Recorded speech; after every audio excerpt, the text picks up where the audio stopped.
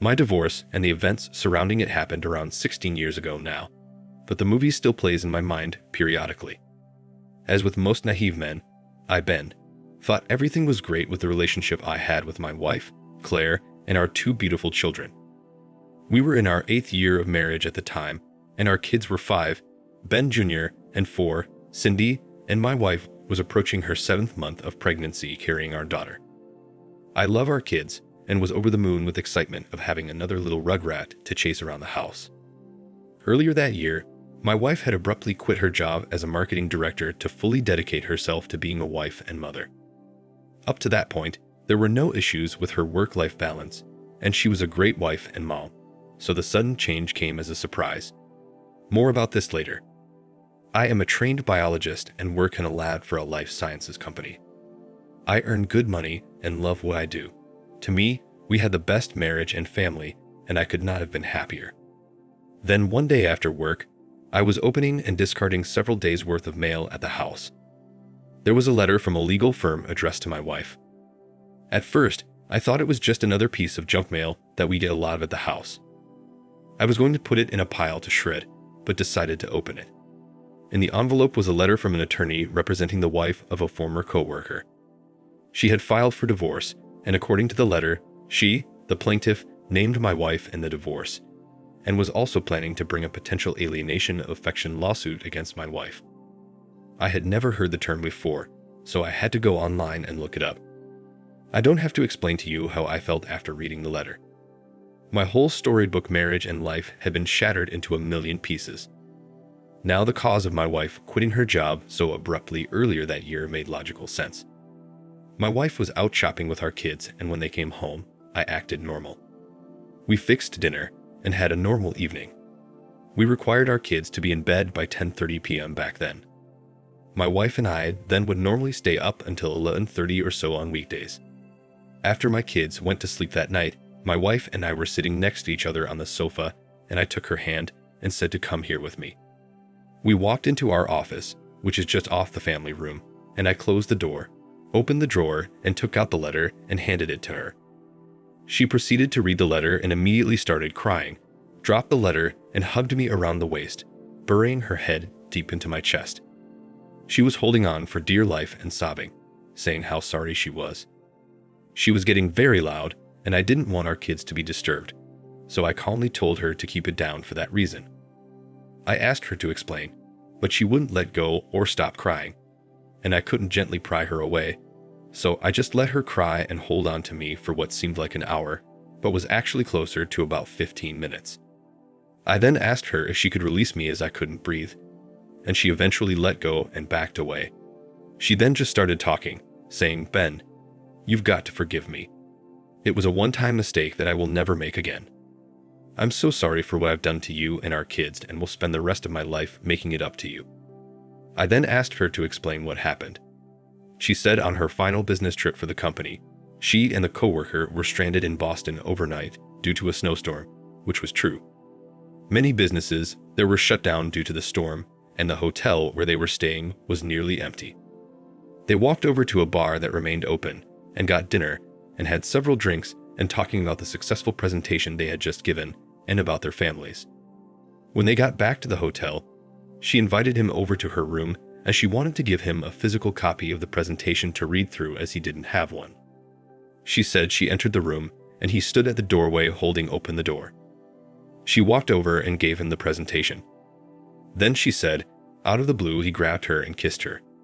She said she was stunned, but instead of resisting, she kissed him back and they retreated into the room, and you know what comes next. She said after the act, she immediately recognized the terrible thing she had done, and so did he. They swore to each other that it would never happen again, and they would keep it a secret as they both proclaimed their love for their spouses. She said she then took a long bath and used multiple cans of soda water in the minibar as a douche, confirming to me they did not use protection. She said she was so destroyed mentally that she immediately decided to resign from the company and dedicate herself to being the best wife and mother she could be. She said she knows having intimacy with another man and not disclosing this to me are both unforgivable acts, but begged me to just give her a chance, saying before and after this one-time indiscretion, "Our marriage has been fantastic. I then quickly realized the child she was carrying may not be mine. I told her I was not going to do anything rash immediately, but explained this is not something I can forgive or ever forget. I then told her I want a paternity test done on the unborn child. This sent her over the edge, and she fell to her knees sobbing, saying she was sure the baby she was carrying was definitely mine, as she only had one encounter with her coworker, had Dutched multiple times, and had been with me nearly every night as we were trying for a third child. The final statement is true. I told her the test must occur as I would not take responsibility for the child until I was 100% sure it was mine. She eventually agreed and said she would do anything I asked her to do to stay married. I then told her we would keep this matter from our young children, but would need to tell our parents tomorrow so they know what's going on. She begged me not to make her do this, but I insisted, and she again said she would do whatever it takes to keep me. The next day, we met with our parents, shuttling our kids between their houses to keep them away from the discussion. All four of them were visibly upset and sad. Throughout the discussion, my wife couldn't speak as she was crying, saying how sorry and remorseful she is for her actions, and she was going to do everything to save our marriage and our family. I said two things during the discussion with our parents that sent my wife over the edge with emotion. First, I said what she had done amounts to relationship treason to me and my kids, and for that reason, I don't know if I can stay married to her. Second, I explained if it turns out the unborn child is not mine, she would be immediately moving in with her parents, and we would immediately divorce. I went on to explain I plan to meet with an attorney regardless of what we eventually decide. On Monday, I made my wife call her OB/GYN with me at her side and asked her to order a prenatal paternity test. The doctor said this wasn't something that she had ever ordered for a patient as the cost is normally not covered by insurance. She explained it can be costly and that they could just do a simple test after birth that would be less expensive and likely covered by insurance. My wife explained to her that both she and I wanted the test, and the doctor placed the order without inquiring further.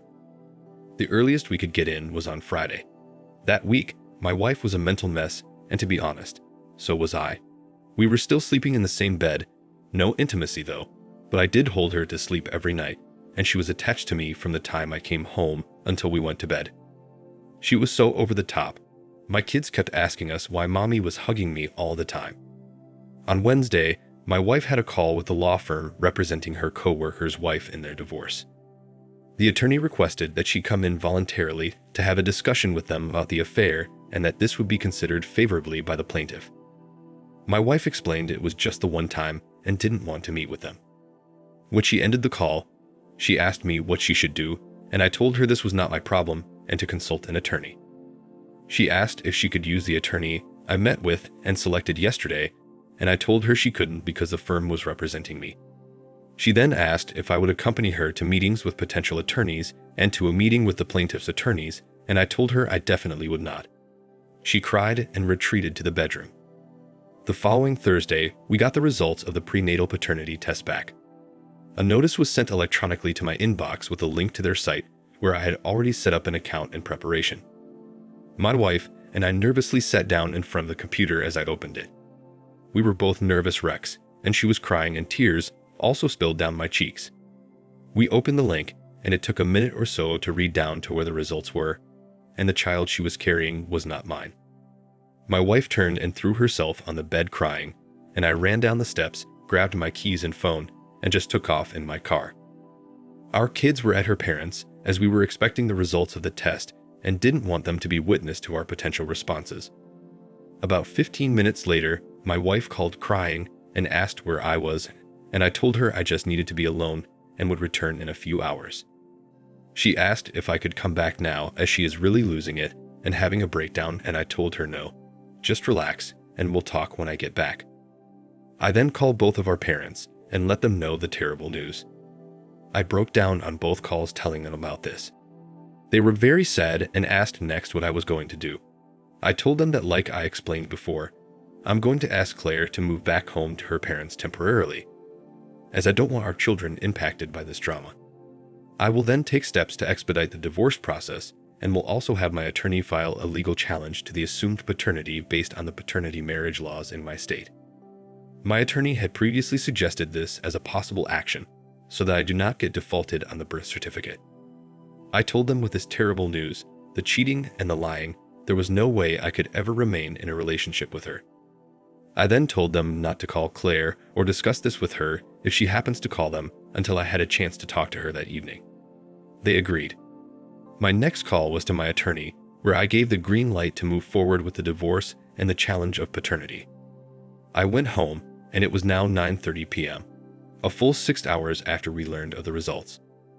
My wife greeted me at the door and hugged me crying. I waddled with her still clutching me over to the sofa where we sat down. I explained that she would be temporarily moving in with her parents until after the birth of her child and that I would be filing for divorce and selling the family home. She just cried and said, "No, no, please." I told her this was necessary as I didn't want our kids to be witness to the drama that would exist between us if we were living together. She promised there would be no drama, but I insisted. She then said something which haunts me to this day. She said, "I will have a termination procedure, as I don't want this child if it means losing you." I took her hands and I told her to look at me and listen to what I was about to say. I told her the baby she was carrying was an innocent angel who didn't ask to be part of the mess her birth parents created. I said the baby deserves to be born and to have a chance to live a beautiful life. My wife then quickly backtracked and said she could never terminate it, but would put the child up for adoption if that meant she could keep me. I told her she really needs to discuss this with the baby's father, but told her that while I think adoption is beautiful in the right situation, that this is something she would end up regretting for the rest of her life, and this would not save our marriage. My wife said she was never going to speak with the baby's bio father again, and that the only man whose opinion she cares about is mine. She said she will have the baby, raise it, and not ask that I support or interact with the child unless I want to. While I was very sad and depressed about the whole thing, I was relieved that the innocent child's future was somewhat secured. We spent the rest of the night lying in bed, holding each other with my wife crying. In the morning, I told her it was time, and we both showered, got dressed, got breakfast, and she packed her suitcase while crying. She asked me if there was any way I would consider letting her stay at the house, and I just said no, she must do this for our kids. We had a final discussion where I explained to her that I would not be with her for the birth, nor would I have any role in the child's life from a parental standpoint, but would treat the child warmly when she was older as she would be a sister to my children, and that during the child's infant and toddler years, I would not be interacting with her as I thought this would be best emotionally for all of us. I dropped her off at her parents' and picked up my kids. I explained to them that mommy will be staying with grandma and grandpa until she has the baby as she needs rest, but they will visit her often. They were fine with this. They kissed their mom and grandparents, and we went home. My wife called and messaged me daily, but I would only respond to messages pertaining to our kids. She fell into a deep, dark depression, and her parents were worried that she was going to lose the baby as she wasn't eating or getting the appropriate rest. They asked for my help. I decided to take her out for a walk in a park we both love and talk to her. I told her that I wanted her to take care of herself and the baby, and that I needed her to be strong for our children and for her new baby. She said she just can't do anything except think of me and how she ruined everything, and that she just wants to crawl into a dark closet and never come out. I told her that while she has destroyed our relationship and our marriage, that she still is a great person whose kids need her to be strong and happy. I told her she should focus all of her energy on her health and the health of her new baby and be the best mother she can be. We hugged it out for more than an hour, and she promised she would do this for me. The following day, she had a meeting with the attorneys who were representing her lover's wife. She met with them and had her mother and an attorney with her. She texted me and said that while the meeting was very difficult, she was glad it happened. She went on to say the plaintiff agreed to drop the alienation suit in exchange for a sworn affidavit of her admitting to the details of the affair and her pregnancy, which they didn't know about until the meeting. Needless to say, they were pleased learning this. My wife gave birth to a healthy baby girl and named her Sophie, not her real name, but similar sounding name. Flash forward 5 months and our divorce was finalized. My wife didn't want anything, no alimony, no assets, nothing. She thought giving up everything would further demonstrate to me how much she loved me and that she may get me back. I insisted that we split our assets 50-50 and that she get alimony per the norm, but requested she give me primary custody, 60% plus, of our kids. She agreed, with the stipulation that I would not move more than 35 miles from our current city. I was fine with this as I have no plans to live anywhere else. The adjustment for our kids was quite easy. However, they didn't understand why I wasn't Sophie's father and why I never see or hold her. They both said I would just love her as she is so little and cute. I have to be honest, hearing this broke my heart. I had to explain to them that Sophie has another daddy who lives far away. By the way, my wife's lover's divorce was finalized a month after ours.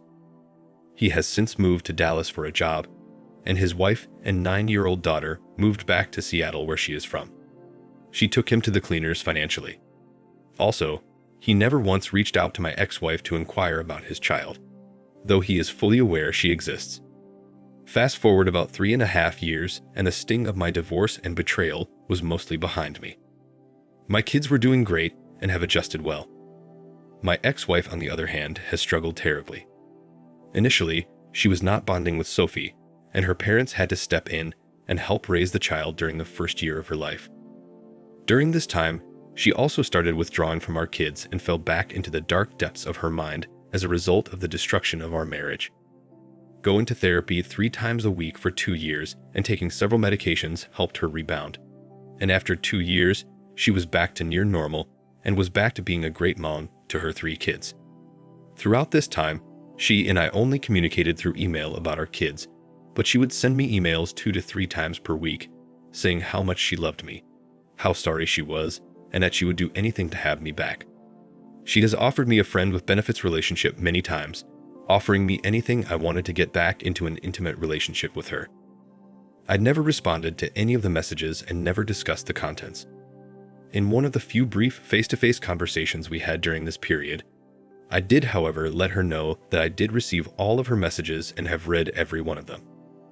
Her mom told me that in her mind, she still feels that she is married to me, and these messages are a way for her to keep that connection, which has helped her get through with her depression. One day in early summer, I planned to pick up my kids on Wednesday and take them to the zoo for a special event they were having. This was on a day when they were with their mom, but we were both flexible with custody time. I went to the house to pick them up, and they ran outside and got into the car and buckled up. I was pulling out of the driveway when my daughter yelled, "Dad, there's Sophie." I looked up and saw this cute little girl with blonde curly hair standing at the edge of the driveway waving to us with one hand and drying her tears with another. My son then said, "She's crying, Dad, because she wants to go with us." I stopped the car and told my kids to wait here and that I will go talk to Sophie. I knelt down and asked her name, and she said it was Sophie. I told her my name was Ben and asked why she was crying. She looked at me, sucking her thumb, and said she wants to go with me to the zoo. I said, "You do?" And she said, "Yes." I then asked if I could pick her up to talk to her, and she said yes. I then asked if she could show me her pretty smile, and she smiled a big smile with those perfect baby teeth, which melted my heart. I said, "Let's go ask Mommy if you can go with us." Now keep in mind, up to this point, I had never seen Sophie, other than a couple of pictures of her being held by my kids just after she was born. And as previously mentioned, I only had a few brief face-to-face conversations with my wife since our divorce. I knocked hard on the door and heard footsteps scurrying. My ex-wife answered and said, "Oh my God, Sophie, Ben," and she broke down crying. I said, "Claire, Sophie wants to go to the zoo with us, and I'd like to take her." She asked, "Are you sure?" And I said yes. I then asked Sophie if she would promise to be a good girl, and she nodded yes. Claire wanted to change her clothes, but I told her she looks great, and to just get her some good walking shoes and a jacket. We then walked out to the car, and Claire installed her car seat in the back and sat Sophie in it, all the while crying happy tears. Claire then waved us off crying as we backed out of the driveway. My son then said, "Dad, this made Mom very happy." My kids were so excited to have Sophie with us. My daughter said, "Sophie is a good girl, Dad. She won't be any trouble. I'll watch her." My son followed up by saying, "Dad, you're really gonna like her. She's nice." I looked back at Sophie in my rearview mirror and said, "I like her already," and she gave me another big smile. We had a great day at the zoo. The plan was to stay for 2 hours, but we ended up staying for nearly 5 hours and ate a pizza dinner there. Sophie was afraid of the animals, so I carried her the entire time, which I didn't mind. At the end of the day, she was so exhausted she fell asleep in my arms for the final half hour of our visit, then slept all the way home in her car seat. I fell in love with Sophie that day, something I never imagined doing. I suddenly didn't see her as an affair baby, but as a sibling to my kids and a little girl who needed a father, and frankly saw me as a dad who wanted another daughter.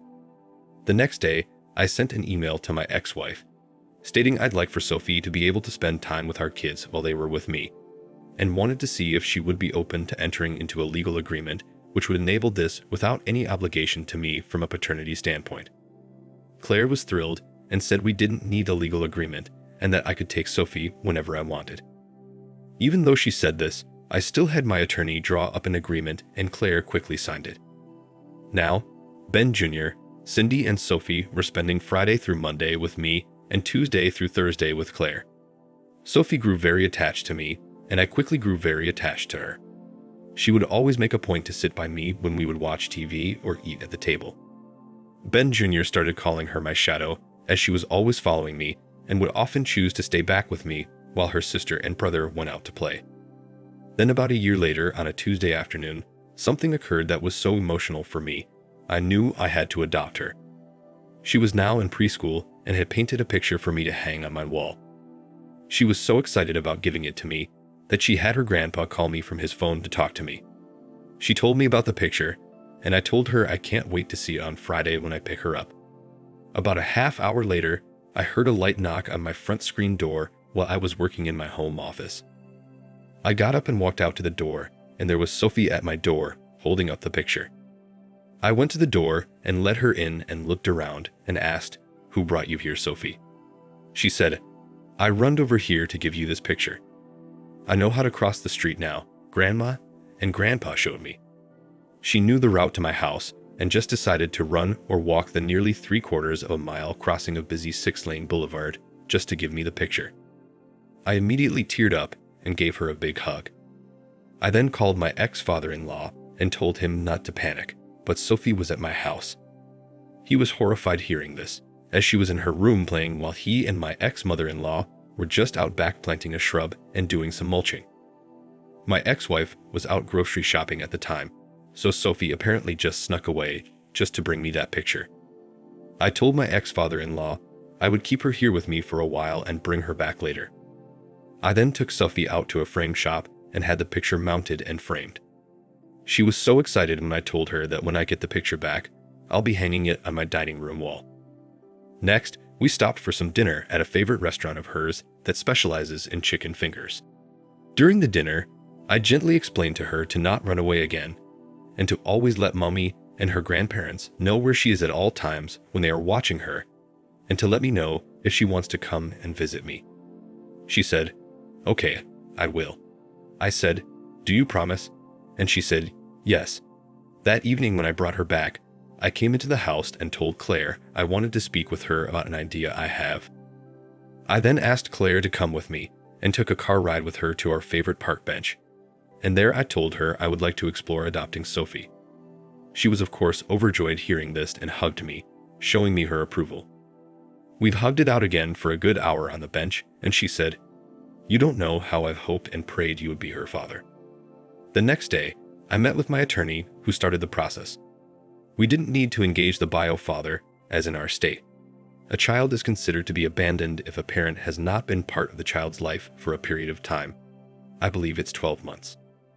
1 year later, at the age of 6 years, Sophie officially became my daughter. The adoption happened 10 years ago, and it was one of the best decisions of my life. I now have 3 great kids, and I love them all equally, something I didn't think was possible. I am also remarried now and madly in love with a wonderful woman. We have our first child on the way, due in 4 months. Yes, number 4. My dream was always to have 5 kids, so I'm well on my way. But I'm 52 now, so I've got to hurry. My ex-wife, Claire, and I maintain a very friendly relationship, even though our 2 oldest are well into their college years now. And little Sophie is now 16, believe it or not. For years, Claire held out hope that I would one day come back to her, especially after I adopted Sophie, but that never happened. Lord knows I thought about it 1,000 times or more during this period and was very close to doing so. However, while I'll always have a deep love for Claire, I could never get past what she did to me and my 3 kids. Claire is still single today and has not dated anyone since our divorce. She works a little job in a museum and leaves humbly.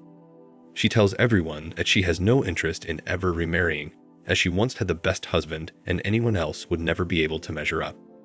She's fully dedicated her life to her 3 kids. While it's nice hearing this compliment, I do wish she would find someone to make her happy, as she's a good woman in spite of the terrible things she did nearly 17 years ago. Believe it or not, I too hadn't dated anyone until I met my new wife 6 years ago. To be honest, I too thought I'd be able to reconcile with Claire at some point. After things started getting serious with my then girlfriend, I met with Claire to let her know. It was a very emotional conversation for both of us, but she understood and gave me her blessing. To this day, I often find myself thinking about Claire and how one terrible decision she made upended her life, the lives of me and my kids, and the lives of her lover's wife and child. The whole thing still gets to me, but then I think, hey, you can't change the past, and things have worked out pretty well for all of us, all things considered. Life goes on. That's my story. Thank you for watching. Like, comment, and subscribe if you enjoyed the video. Until next time, I'll see you again. Take care.